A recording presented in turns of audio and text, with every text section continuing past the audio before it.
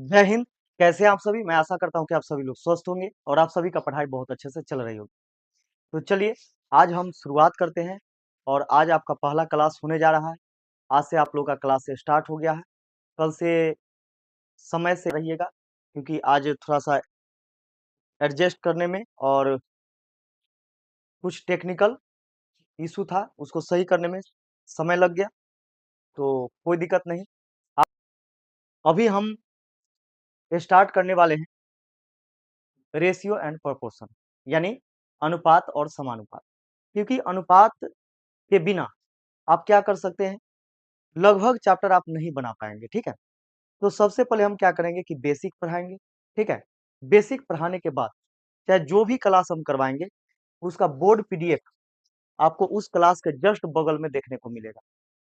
इससे आपको बेनिफिट क्या मिलेगा कि बार बार वीडियो देखने का जरूरत नहीं है कि हम जानते हैं कि आपका समय बहुत कीमती है।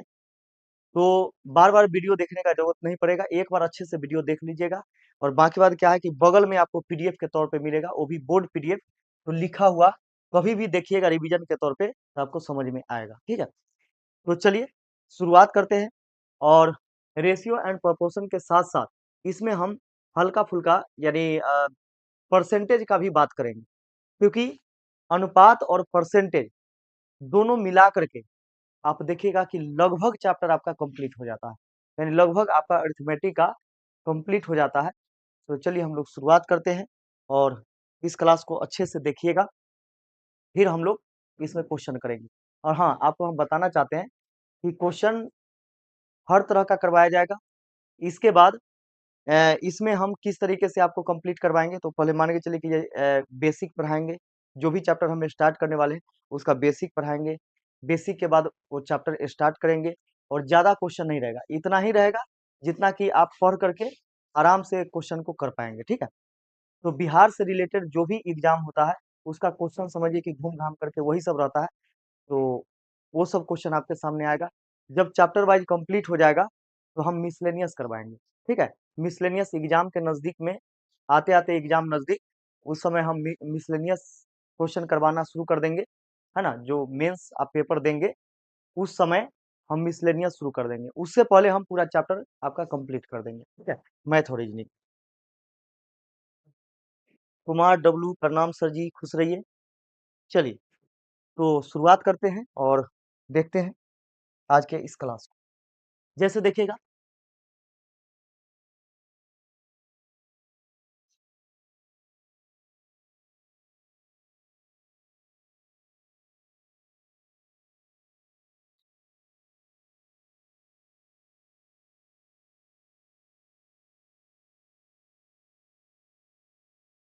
रेशियो एंड प्रोपोर्शन, जिसको हम लोग बोलते हैं अनुपात और समानुपात।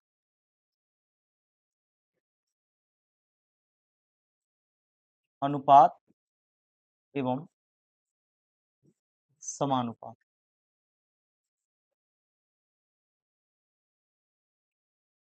अनुपात एवं समानुपात, ठीक है। सबसे पहले यहाँ पे देखिएगा कि अनुपात लगाने से पहले कहीं भी हम रेशियो कब यूज कर सकते हैं, यानी कहीं पे हम अनुपात कब लगा सकते हैं। सबसे बड़ा चैलेंज यह होता है कि क्वेश्चन हमारे सामने रहता है, तो क्वेश्चन बनेगा कैसे, ये चीज समझ में नहीं आता है, ठीक है। तो ये सारा चीज आप समझ पाइएगा कहाँ से, तो बेसिक से। देखिएगा कि बेसिक में ही सब कुछ छुपा हुआ है, सारा कंसेप्ट क्लियर हो जाएगा। तो यहाँ पे आप देखेंगे कि सबसे पहले आपको जानना होगा कि अनुपात किसे कहते हैं, ठीक है। सबसे पहला कि अनुपात किसे कहेंगे, अनुपात किसे कहेंगे, यानी रेशियो। रेशियो किसे कहेंगे, तो देखिएगा कि अनुपात में दो या दो से अधिक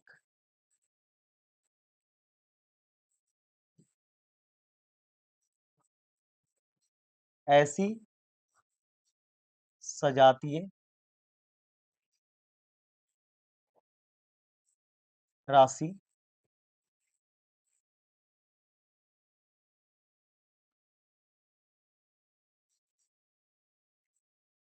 जिसके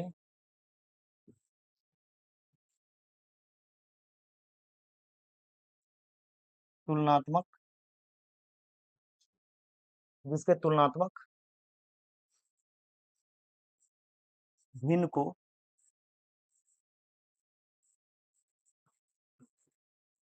अनुपात यानी रेशियो कहते हैं।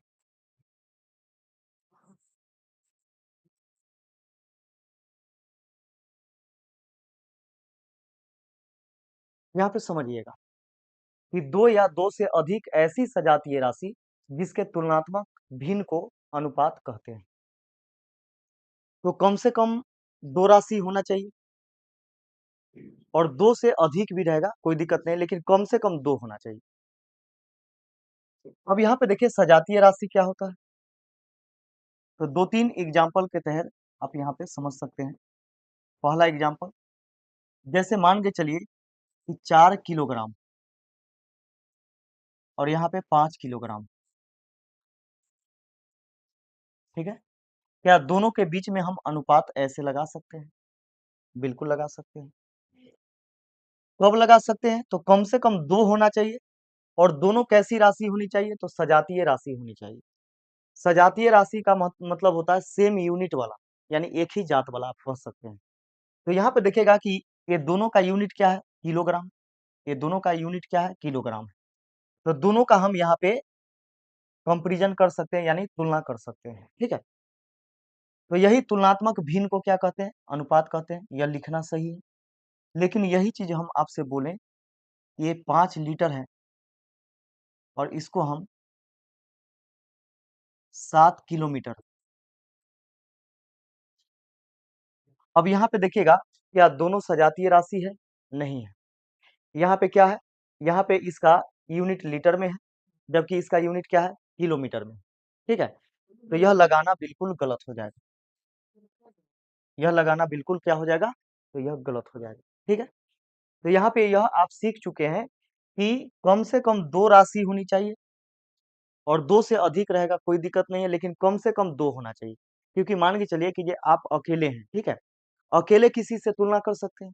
जैसे मान के चलिए आप अकेले कंपटीशन का तैयारी कर रहे हैं, आपको लग रहा होगा कि ये बहुत अच्छा है, हम यानी खूब बना लेते हैं, हमको बहुत ज्यादा याद है।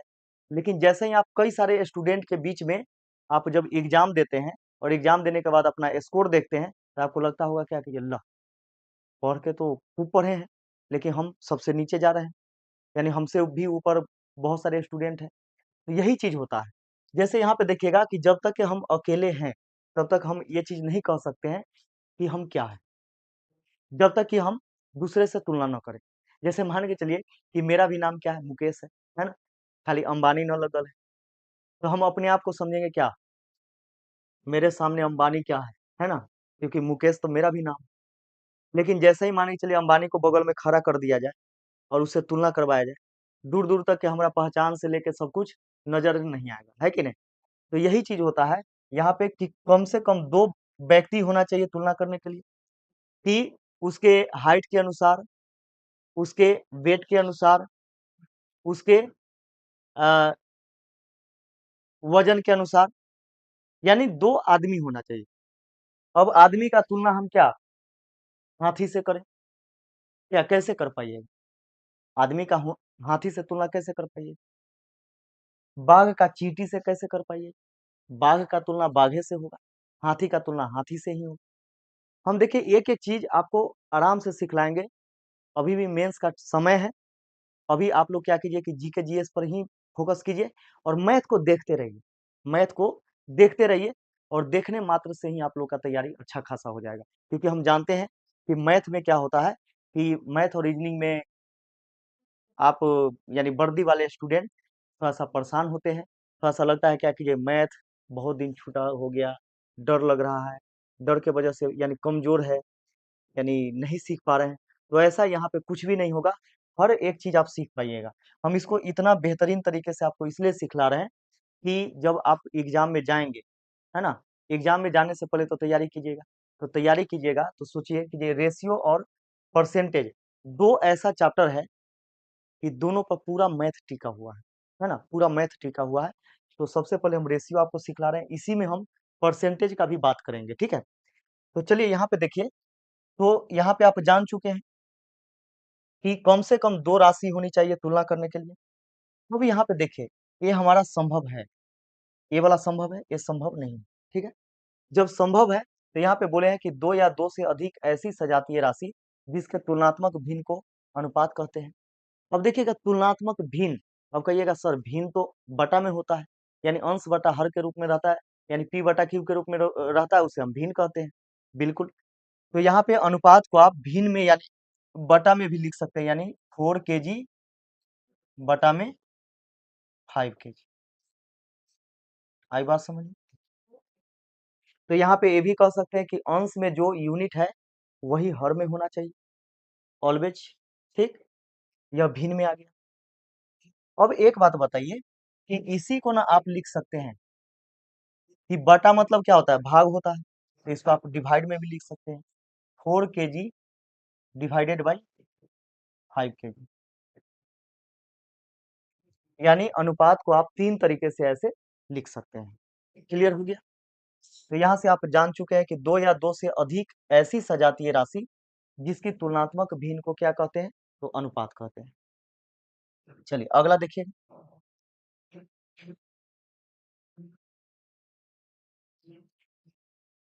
अगला है हमारा प्रोपोर्शन, यानी समानुपात।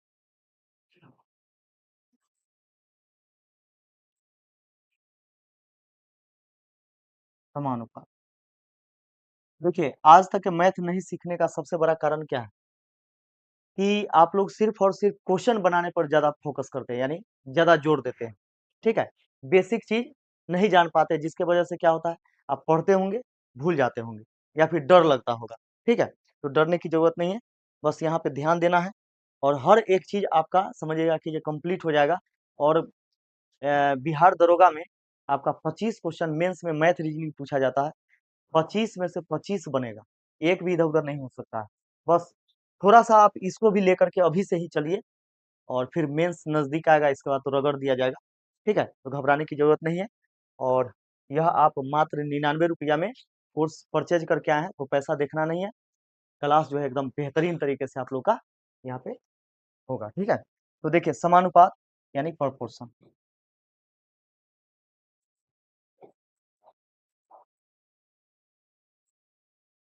अब देखिए समानुपात किसे कहेंगे, तो दो अनुपात जब दो अनुपात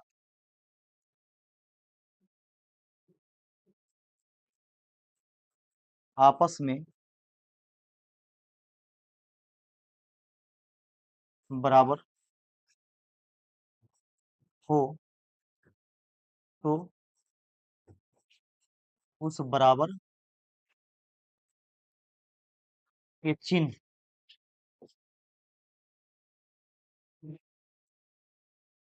को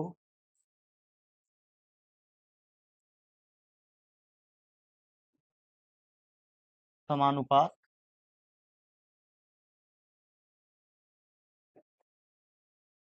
कहते हैं। चलिए अब यहाँ पे समझिए समानुपात किसे कहते हैं। तो जब दो अनुपात आपस में बराबर हो, तो उस बराबर के चिन्ह को क्या कहते हैं, समानुपात कहते हैं। देखिएगा यहाँ पे कि दो अनुपात, और दोनों दोनों कैसी होनी चाहिए, जब अनुपात में हम लिखते हैं तो सजातीय होना चाहिए, ठीक है, सेम यूनिट वाला। तो यहाँ पे देखिएगा कि चर का तुलना हम चर से करेंगे, यानी वेरिएबल्स का तुलना हम वेरिएबल्स से करेंगे, और अचर का तुलना हम अचर से करेंगे, यानी कांस्टेंट का कांस्टेंट से करेंगे, ठीक है। तो यहाँ पे देखिएगा कि चर राशि हमारा ABCD होता है अल्फाबेट। तो यहाँ पे देखिएगा कि चर राशि यानी A अनुपात B, यहाँ पे हम अनुपात लगा सकते हैं, ठीक है। यहाँ पे हम अनुपात लगा सकते हैं, A अनुपात B और C अनुपात D, जब दो अनुपात आपस में क्या हो, बराबर, क्योंकि दो अनुपात है, दोनों आपस में क्या है, बराबर। तो इसी बराबर के चिन्ह को क्या बोलते हैं? समानुपात बोलते हैं। इसी बराबर के चिन्ह को क्या बोलते हैं? समानुपात बोलते हैं। ठीक है,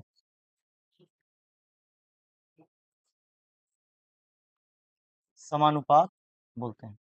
और समानुपात को हम लोग 4 डॉट से डिनोट करते हैं, ऐसे 4 डॉट से हम लोग ऐसे इसको डिनोट करते हैं। ठीक है,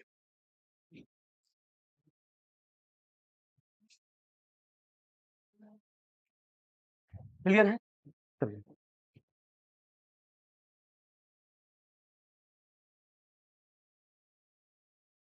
चलिए, बिल्कुल बिल्कुल। देखिएगा यहाँ पे कि हम लोग क्या करते हैं, हम लोग यहाँ पे देखिएगा कि अनुपात को बटा में लिखते हैं।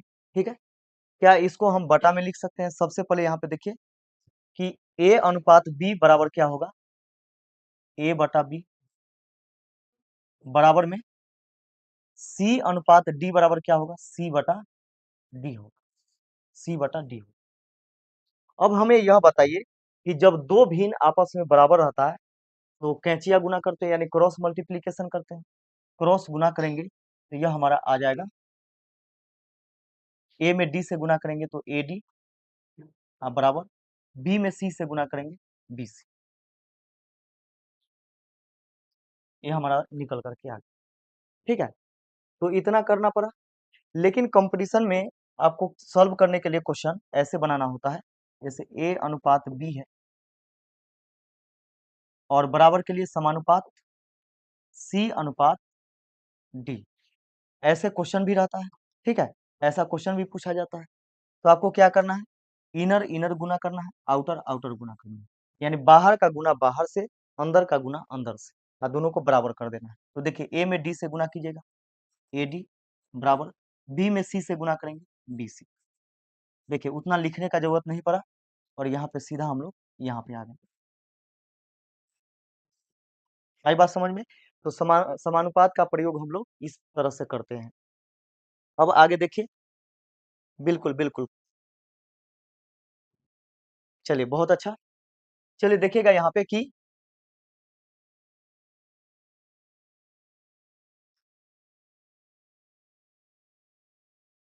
कुछ नियम है, उसको समझिए। नियम क्या कहता है? तो देखिएगा यहाँ पे पहला पहला आपका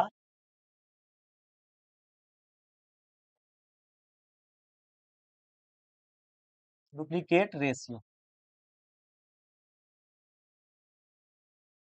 जिसको हम लोग बोलते हैं वर्गानुपात। यानी इस थ्योरी से भी क्वेश्चन पूछे जाते हैं, इसलिए ध्यान दीजिएगा। सब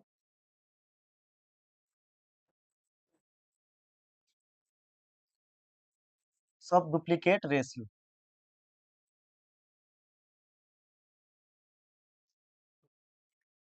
यानी वर्गमूलानुपात, वर्गमूलानुपात। तीसरा देखिएगा कि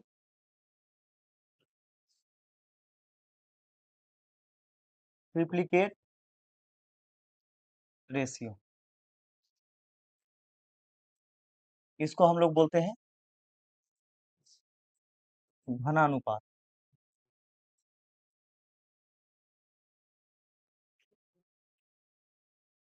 अगला देखिएगा सब ट्रिप्लीकेट रेशियो,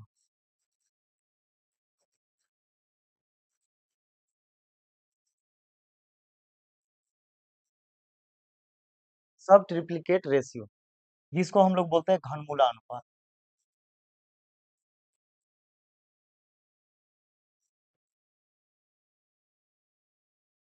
घनमूलानुपात। अगला देखिएगा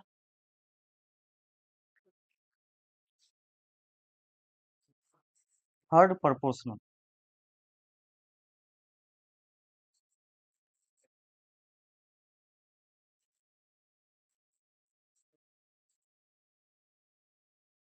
थर्ड प्रोपोर्शनल, जिसको हम लोग बोलते हैं तृतीया अनुपात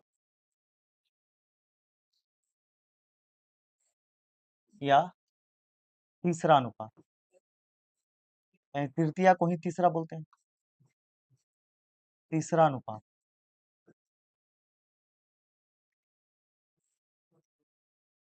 क्लियर है? अब देखिएगा यहाँ पे अगला कि मीन प्रोपोर्शनल।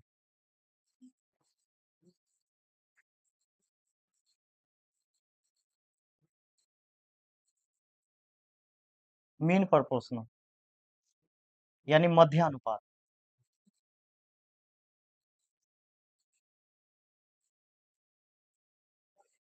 मध्य अनुपात या इसी को हम लोग बोलते हैं माध्यम अनुपात।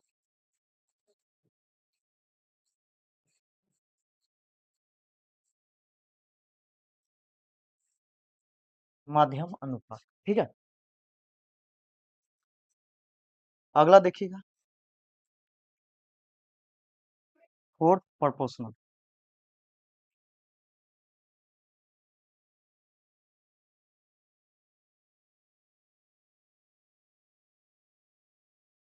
यानी चतुर्थानुपात।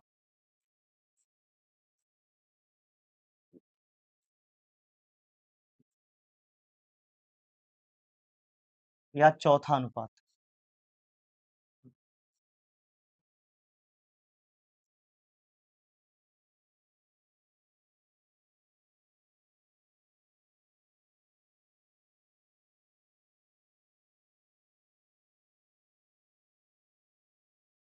चतुर्थानुपात या चौथा अनुपात। अगला देखिएगा मिक्स्ड प्रोपोर्शनल।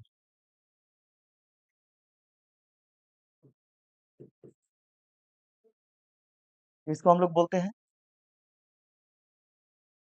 मिश्र समानुपात।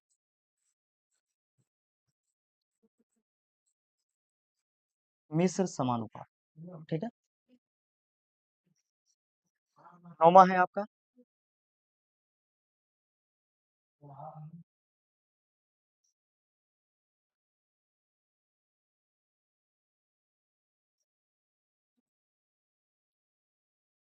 Inversely proportional.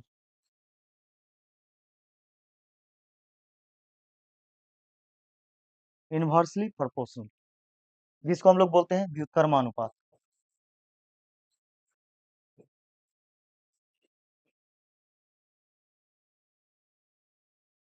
व्युत्क्रमानुपात यानी इस तरीके से क्या होता है कि यह अनुपात में रहता है। अब इसमें ध्यान देना है कि जब थ्योरी बेस्ड क्वेश्चन पूछा जाता है तो आपको इस तरीके से पूछा जाएगा। जब इस तरीके से क्वेश्चन पूछा जाएगा, ये चीज जब तक के पता नहीं रहेगा कैसे बना पाइएगा, ठीक है। तो यहाँ पे देखिए सबसे पहले मान लीजिए कि कम से कम अनुपात में कितना दो संख्या होना चाहिए। कम से कम दो संख्या होना चाहिए, पहला और दूसरा। दो संख्या होना चाहिए अनुपात में। पहला को हम मान लेते हैं ए, ठीक है। पहला को हम ए मान लेते हैं और दूसरा को बी मान, बी यानी दो संख्या है ए और बी। यदि हमसे पूछा गया कि वर्गानुपात, कुछ नहीं करना है, जो दो संख्या दिया गया है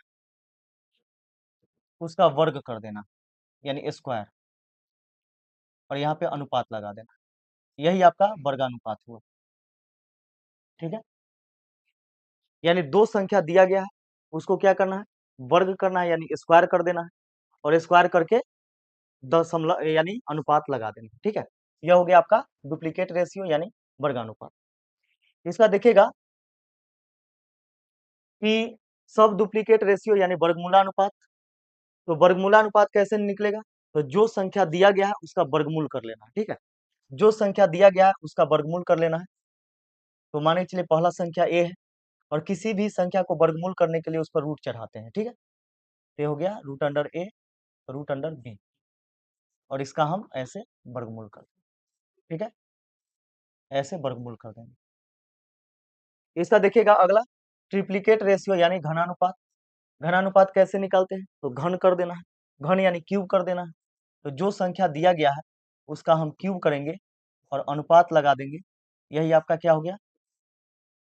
घनानुपात हो गया। ठीक है, इसके बाद सब ट्रिप्लिकेट रेशियो यानी घनमूलानुपात। तो कुछ नहीं करना, घनमूल कर देना, घनमूल कर दीजिए इसका।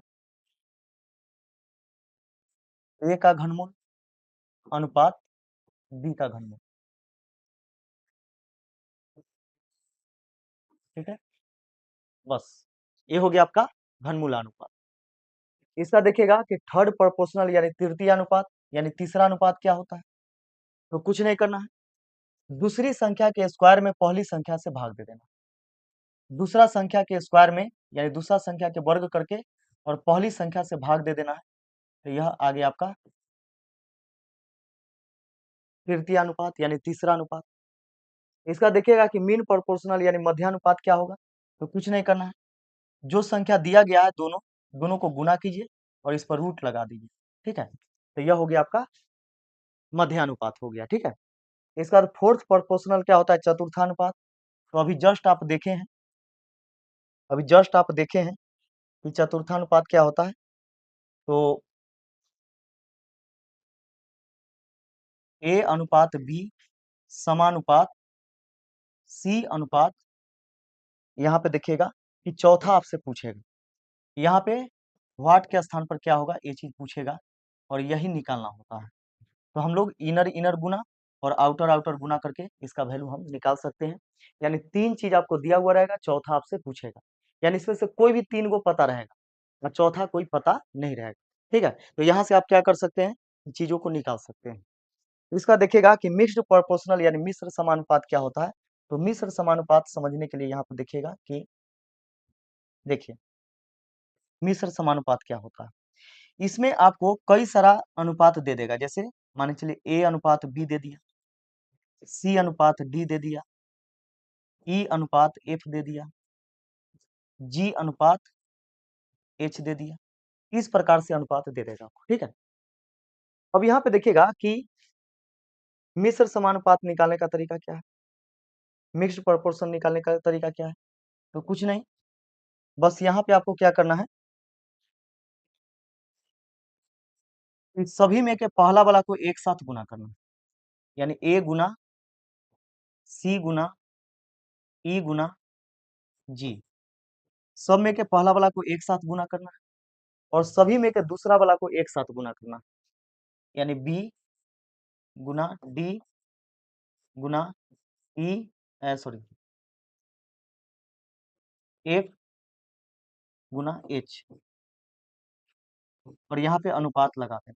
और आप जानते हैं कि अनुपात में काटते भी हैं हम लोग, तो जो कटने वाला होगा उसको काटेंगे, जो नहीं कटने वाला होगा उसको छोड़ देंगे। तो यह हमारा क्या आ गया, यह मिक्स्ड प्रोपोर्शनल यानी मिश्र समानुपात यहाँ से निकल करके आ गया। यानी इस प्रकार हम लोग बनाते हैं। इसका इनवर्सली प्रोपोर्शनल क्या होता है, यानी व्युत्क्रमानुपात। तो व्युत्क्रम मतलब क्या होता है, यानी उल्टा। ठीक है, उल्टा होता है। तो यहाँ पे आप कह सकते हैं कि मान के चलिए, यहाँ पे देखिएगा कि आपको यहाँ पे दे दिया ए अनुपात बी, ए अनुपात बी दे दी, तो इसका उल्टा कैसे हो, इसका व्युत्क्रम। बस इसको ऐसे उलट दीजिए यानी पलट दीजिए, तो बी अनुपात ए हो जाए। यह चीज जो है आपका पूरा चाल दूरी समय टाइम एंड वर्क सभी जगह लगता है। ठीक है, यानी सभी जगह इसका यूज होता है, तो इसको इग्नोर आप नहीं कर सकते हैं। तो यहाँ पे देखिएगा कि समझने के लिए हम आपको बताए हैं कि जब दो गो रहेगा तो ऐसे पलटेंगे, लेकिन जब तीन गो रहेगा, मान के चलिए यहाँ पे तीन गो दे दिया, जैसे में ए बी और सी, जब तीन गो दे देगा तब आप क्या कीजिएगा, बोलिए, जब तीन गो देगा तब क्या कीजिएगा, ऐसे तो पलट के नहीं लिखिएगा। ठीक है, तब तो गड़बड़ हो जाएगा, क्योंकि बीच वाला जो है वो पलटाएगा नहीं, बीचे में रह जाएगा, लेकिन पलटेगा तो सब पलटेगा।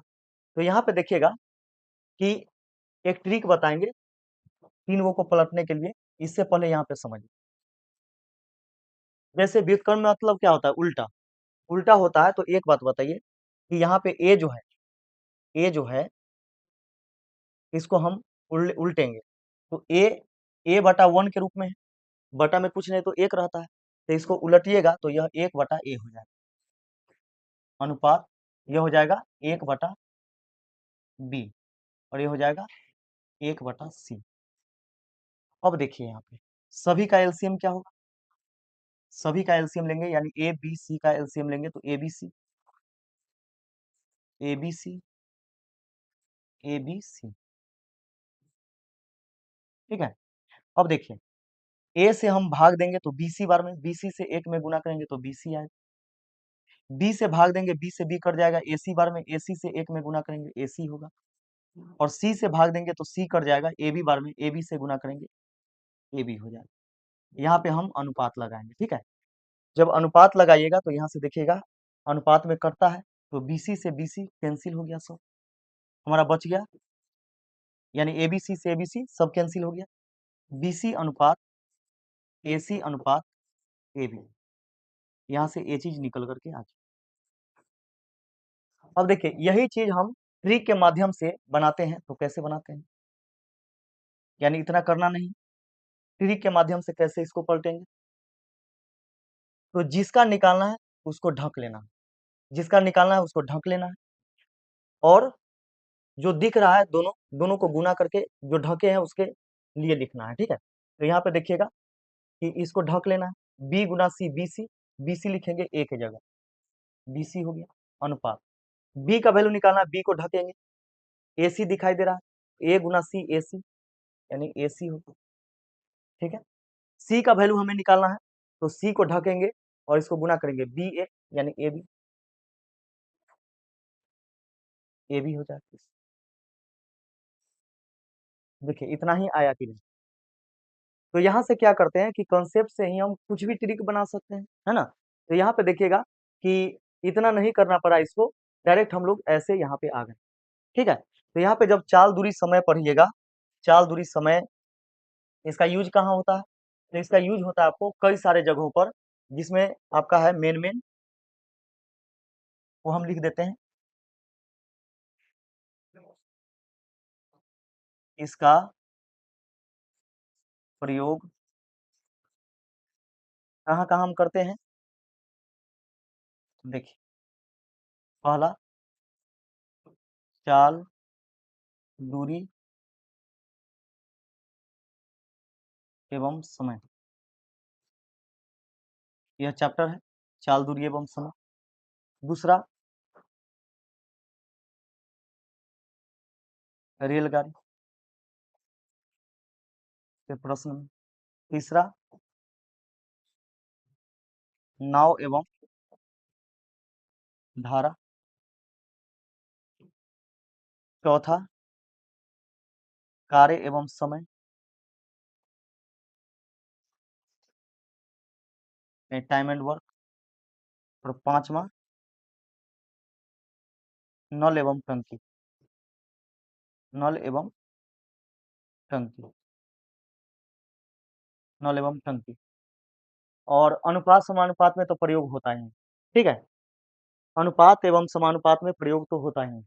तो यहाँ पे देखिएगा कि इन सभी चैप्टर में सोचिए कि यह सब चैप्टर जो है बहुत इंपोर्टेंट चैप्टर सब है, यानी मेन मेन चैप्टर सब है, ठीक है।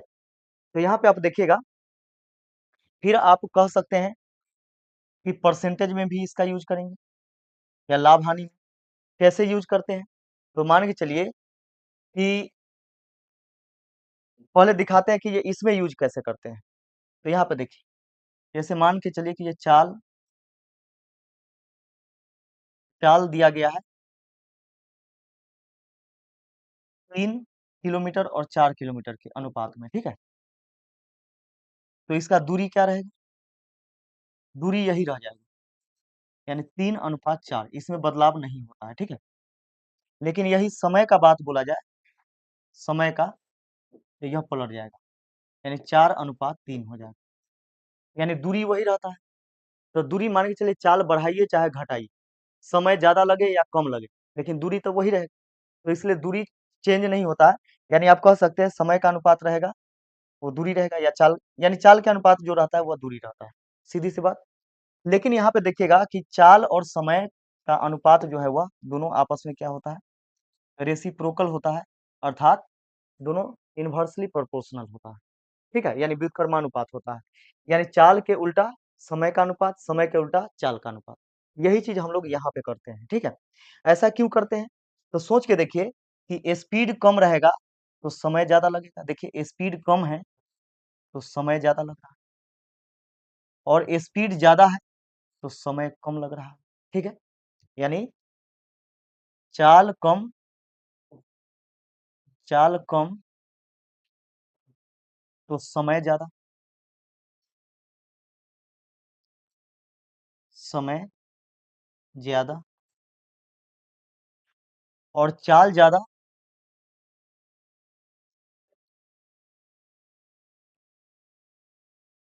तो समय कम, समय कम।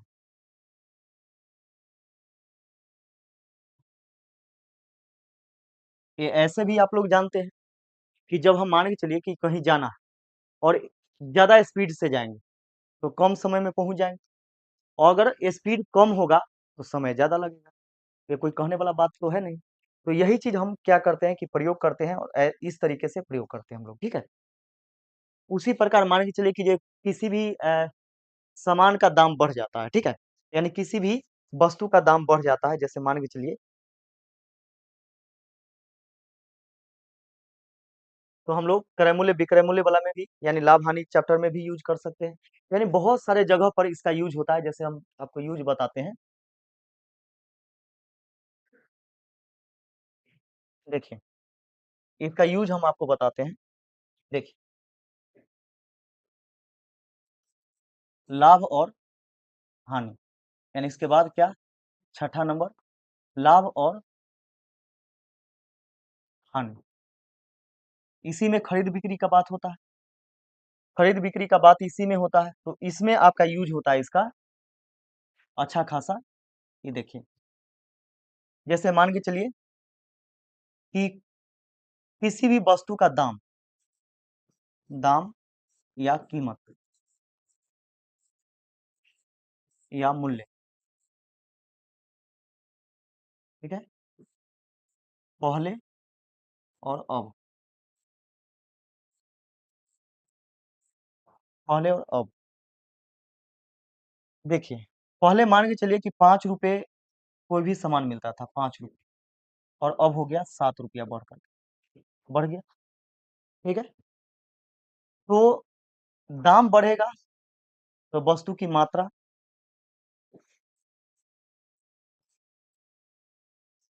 की मात्रा पर क्या प्रभाव पड़ेगा, तो यहाँ पे देखिएगा कि जब दाम यानी कीमत या मूल्य, मूल्य का अनुपात दिया गया हो तो इस रेशियो को हम पलट देते हैं, तो यहाँ से वस्तु की मात्रा का अनुपात होता है, यानी 7:5,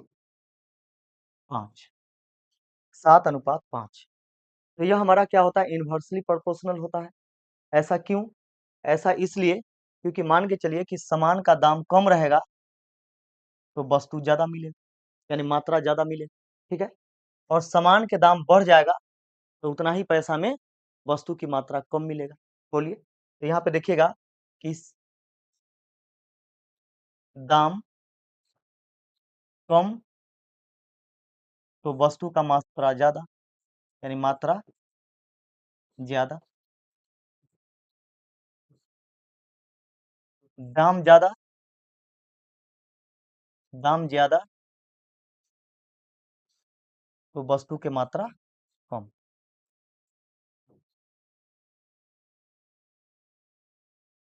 अब सोचिए, मैथ कोई बड़ा चीज नहीं है। ठीक है, चीजों को समझना, चीजों को समझना, एक एक चीज आपको हम ऐसे समझाएंगे जैसे लगेगा क्या कि हाँ ऑनलाइन नहीं ऑफलाइन बैठ करके पढ़ रहे हैं। ठीक है, तो बेहतरीन तरीके से सब कुछ होता है, बेसिक में ही रहता है, बाकी वाला क्वेश्चन तो बनाना ही है ना। तो बेसिक आराम से अच्छे से कीजिए, और इसका देखिएगा कि आप लोग को बहुत अच्छे से समझ में आएगा। तो सोचिए कि ये कितना सारा चैप्टर में आपको हम इसका यूज बता दिए, प्रयोग बता दिए। ठीक है, आदमी बोलता है रेशियो मेथड, रेशियो मेथड, यही है रेशियो मेथड। पहले समझिए तो कि रेशियो मेथड होता क्या है। और जब रेशियो मेथड समझ जाइएगा तो इजीली आप क्वेश्चन समझ में आने लगेगा, आप बना भी पाइएगा कि हाँ यहाँ पे ऐसे पलट जाएगा, यहाँ पे नहीं पलटेगा। ठीक है, तो ये सारा चीज यहाँ पे आपका क्लियर होना चाहिए। और देखिएगा कि बहुत अच्छा कम समय में आपको मैथ हम सिखला देंगे। ठीक, यानी क्वेश्चन का मात्रा भले ही रहेगा कम, लेकिन थ्योरी जबरदस्त पढ़ाएंगे। थ्योरी इसलिए जबरदस्त पढ़ाएंगे कि क्योंकि आपका अगर मान के चलिए कि ये क्लियर हो गया, अगर थ्योरी क्लियर हो गया, चीजों को कैसे अप्लाई किया जाता है, कैसे बनाया जाता है, तो क्वेश्चन तो आपके पास बहुत सारा है, जिधर देखिएगा उधर क्वेश्चन का भंडार है ना। तो मेन होता है क्या कि क्वेश्चन बहुत बनाना जरूरी नहीं, क्वेश्चन कम बनाना और ज्यादा समझना। तो समझ आपके अंदर विकसित करेगा तो कौन करेगा, तो यही आपका रेशियो एंड प्रोपोर्शनल। तो आप यहाँ पे देख लिए कि अनुपात और समानुपात। बोलिए समझ में आया कि नहीं, एक बार कमेंट करके हमें बताइए, जो लोग भी जुड़े हुए हैं एक बार कमेंट करके हमें बताइए कि समझ में आया कि नहीं आया।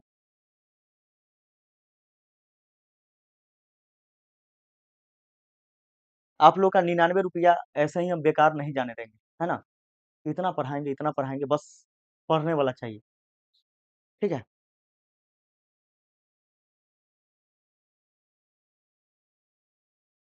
आप लोग का रीजनिंग भी इसी तरीके से होगा, एकदम पहले बेसिक पढ़ा दिया जाएगा, कैसे अप्लाई किया जाता है, क्वेश्चन कम करवाएंगे, लेकिन बेसिक यानी थ्योरी बड़ी खतरनाक होगा, इसको संजो करके रखिएगा।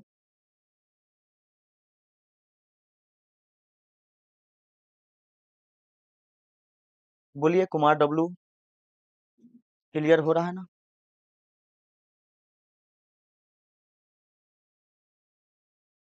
रवि कुमार जी, आप चुप हैं काहे? काहे चुप हैं? मुंह तो खोलिए, कुछ तो बोलिए।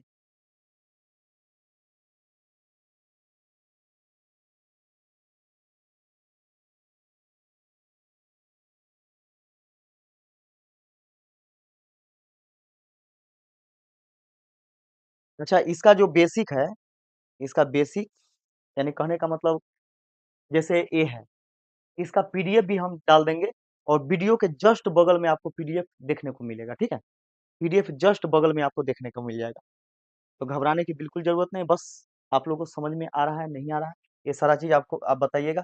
और इसमें इस एप्लीकेशन में ऐसा सिस्टम है कि वीडियो को डाउनलोड कर लीजिएगा तो बाद में बिना नेट का भी देख सकते हैं। ठीक है, तो यह आपका चल रहा है अभी समाधान अड्डा एप्लीकेशन पर, मात्र 99 रुपया का बैच है, और 99 रुपया आप लोग का हम खाली नहीं जाने देंगे। ठीक, 99 रुपया में इतना पढ़ाएंगे कि फिर कहिएगा वाह सर। चलिए देखिए यहाँ तक आप समझ चुके हैं, तो इसके आगे हम देखते हैं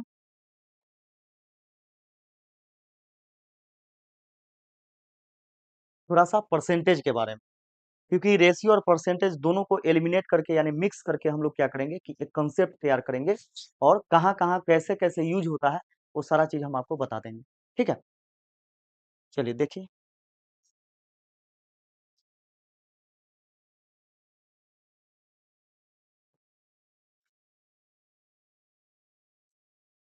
देखिए अगला क्या है, परसेंटेज।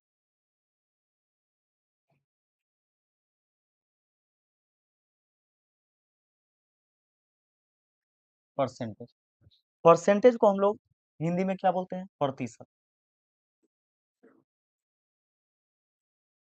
प्रतिशत बोलते हैं। ठीक है, प्रतिशत शब्द जो है वह दो शब्दों से मिल करके बना है, एक है आपका प्रति और दूसरा है शत। प्रतिशत, प्रति का मतलब क्या होता है, प्रत्येक, और शत मतलब क्या होता है, 100। 100 यानी 100। ठीक है, यानी प्रत्येक चीज क्या होता है, अपने आप में 100% होता है। ठीक है, प्रत्येक चीज अपने आप में क्या होता है कि 100% होता है। जैसा कि वहां पे आप देखे होंगे अनुपात समानुपात में, तो अनुपात समानुपात में क्या हुआ कि अकेले आप तुलना नहीं कर सकते थे, किसी भी चीज को तुलना करने के लिए कम से कम दो का होना जरूरी है, और वो भी दो कैसा होना चाहिए, तो सजातीय। यहाँ भी दोनों क्या होना चाहिए, सजातीय होना चाहिए। लेकिन जब तक ये अकेला रहेगा वह 100% होगा। जब तक ये अकेला कोई भी चीज रहेगा 100% होगा। लेकिन जैसे ही दो चीजों से हम तुलना करवाएंगे तो वहां पे परसेंटेज वैल्यू घट भी सकता है, बढ़ भी सकता है। ठीक है, तो यहाँ पे देखिएगा कि कोई भी चीज अपने आप में क्या होता है, तो 100% होता है। तो यहाँ पे देखिएगा कि नोट में कि कोई भी चीज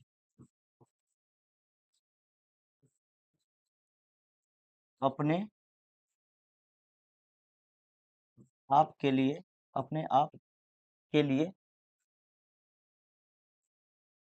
100% होता है।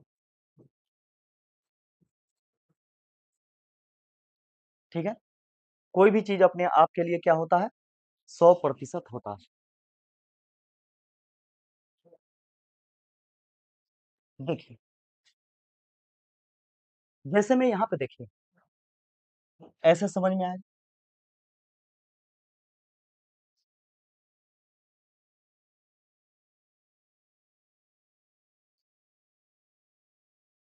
ऐसे समझ में आएगा।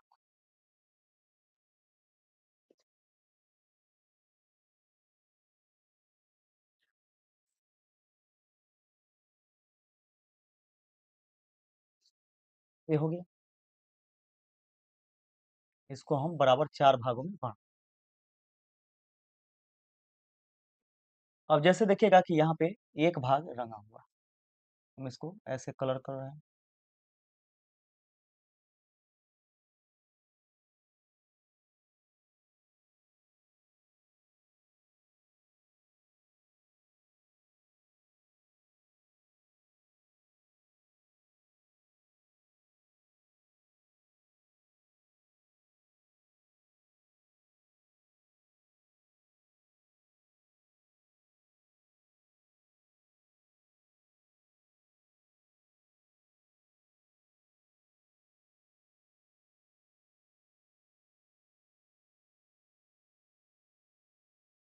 माने चलिए एक भाग इसमें हम कलर कर दिए। ठीक है, और इसमें से हम क्या किए, 3 भाग को कलर करें, 3 भाग को कलर करें।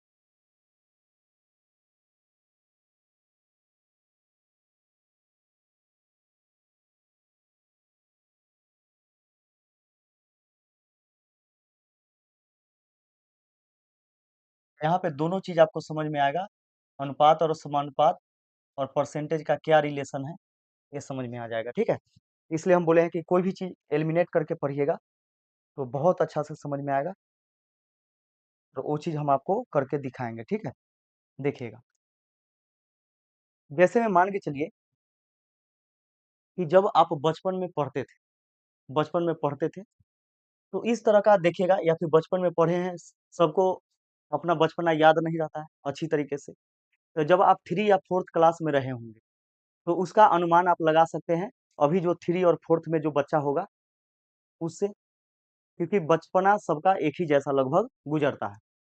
तो देखिएगा कि 3 या 4th में आप रहे होंगे, तो अभी 3 और 4th वाला बच्चा का बुक उठाइए मैथ का, और वहां पे देखिए कि इस प्रकार का बहुत सारा क्वेश्चन आपको मैथ में दिखाई देगा। ठीक है, और इसमें रहता है क्या, कि दो चीज पूछा जाता है, एक आपका रंगा हुआ भाग, रंगा हुआ भाग,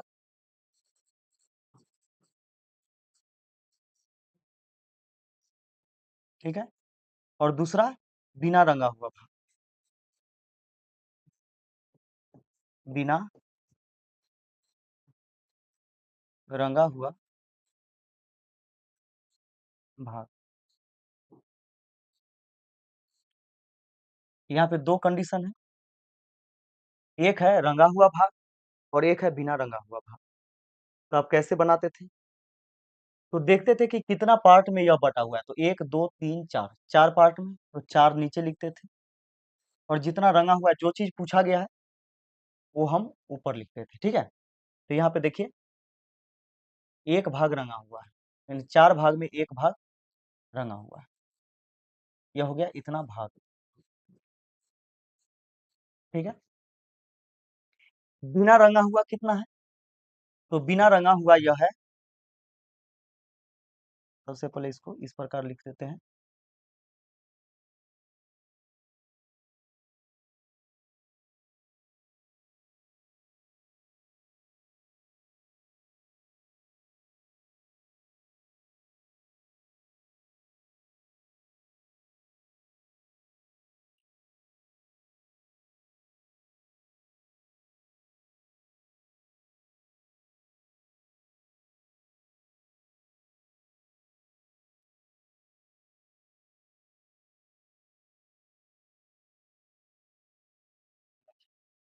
अब इसमें हम लिख रहे हैं क्या?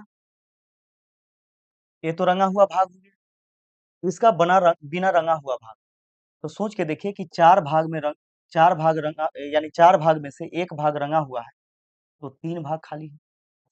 3 भाग खाली। तो शेष जब निकालना है तो हर में से अंश को घटा देते हैं।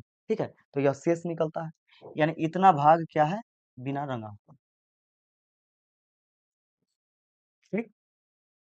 उसी प्रकार इसमें देखिएगा कि टोटल कितना, 1 2 3 4 5 6 7 8 9 10 11 12, टोटल 12 भाग है। 12 भाग में कितना रंगा हुआ है? तो 3 भाग रंगा हुआ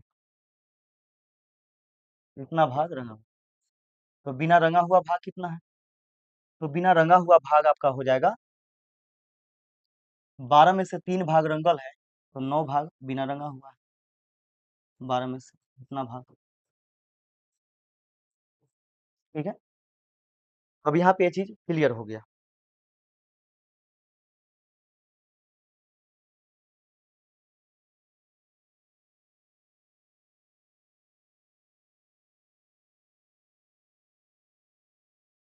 ये चीज यहाँ से आप लोग को क्लियर हो गया होगा। ठीक है। अब देखिएगा यहाँ,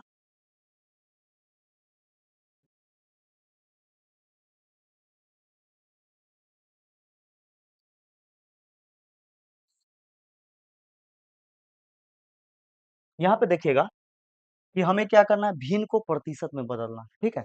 भिन्न को प्रतिशत में बदलना है, तो दो चीज यहाँ से नोट ध्यान में रखिएगा कि भिन्न यानी फ्रैक्शन को प्रतिशत में बदलने के लिए, भिन्न को प्रतिशत में बदलने के लिए 100 से 100 से गुना किया जाता है।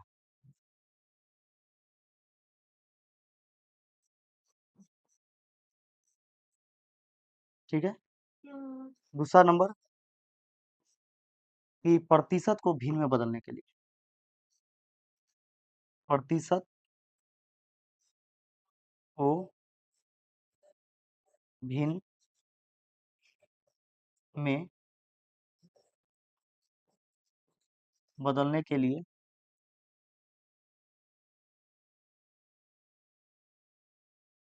100 से भाग दिया जाता है।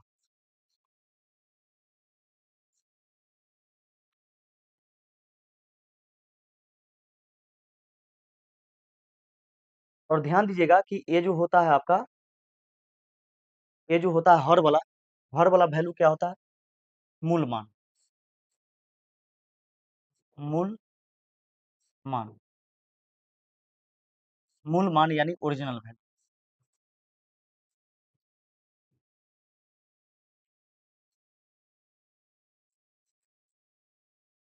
ओरिजिनल वैल्यू होता है। और अंश वाला क्या होता है? रिजल्ट, यानी इसका परिणाम। परिणाम होता है, यानी इसको हम लोग बोलेंगे रिजल्ट। रिजल्ट होता है। ठीक है। ये हो गया आपका। अब ध्यान दीजिएगा कि ये मूल मान है, यह रिजल्ट है, यानी जो पूछा जाता है और जो आप जवाब दे देते हैं वही ना रिजल्ट होता है। और ये नीचे ये बेस वैल्यू जो होता है यह हर होता है। अब हमें एक चीज बताइए, इस भिन्न को हमें प्रतिशत में बदलना, भिन्न को कहाँ ले जाना है, प्रतिशत में ले जाना है, तो क्या करेंगे बोलिए। तो भिन्न को प्रतिशत में ले जाने के लिए आपको क्या करना होता है, तो देखिए 100 से गुना करना होता है। 1/4 है, इसमें 100 से गुना करेंगे तो 25%, 25%, 25%। और यह हमारा भिन्न है, इसको भी प्रतिशत में बदलेंगे तो 100 से गुना, 3 चौके 12 और 4 से 25 चौके 100, ये भी हमारा 25% आए। ठीक है, अब इसको हम प्रतिशत में बदलेंगे तो 3/4 और गुना 100 करेंगे, 25 चौके 100, 25 तिहाई 75%।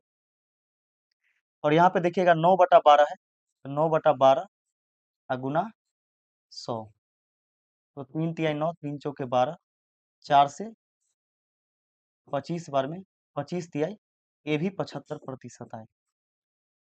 ठीक है, अब हमें यह बताइए कि अगर हम दोनों प्रतिशत वैल्यू को जोड़ते हैं, यानी दोनों को जोड़ते हैं, तो ये भी हमारा 100% हुआ, 100% के बराबर। और इसको भी हम जोड़ेंगे ये दोनों को, ये भी हमारा क्या होगा, तो 100% के बराबर। इसका मतलब यह हुआ कि कोई भी एक चीज जो होता है वह 100% होता है, यानी 100% होता है। और जब हम क्या करते हैं, जब हम कई सारे टुकड़ा में विभक्त कर देते हैं, यानी एक चीज को हम कई सारे टुकड़ा में बांट देते हैं, तो अलग अलग हो जाता है, यानी खंडित हो जाता है। लेकिन जब फिर हम सभी को जोड़ते हैं तो हमारा एक आ जाता है, यानी कहने का मतलब है कि 100% हो जाता है। तो भले ही आपका भिन्न में या परसेंटेज में चीज अलग अलग हो, लेकिन सबको हम इकट्ठा करेंगे यानी सबको जोड़ेंगे तो फिर एक हो जाएगा, यानी एक बराबर 100%। ठीक है, एक बराबर यहाँ पे 100%। तो ये चीज यहाँ पे आप देख चुके होंगे कि कैसे हम प्रतिशत को भिन्न में ले जा सकते हैं और भिन्न को कैसे हम प्रतिशत में ला सकते हैं। ये सारा चीज आपको क्या करना है कि ध्यान में रखना होगा। और बाकी बात आज के लिए इतना ही। और कल आप लोग का रेशियो एंड प्रोपोर्शन यानी अनुपात और समानुपात का क्वेश्चन चलेगा। तो बाकी बात, यह क्लास आप सभी को कैसा लगा कमेंट करके जरूर बताइएगा। फिर मिलते हैं अगले क्लास में, तब तक के लिए जय हिंद।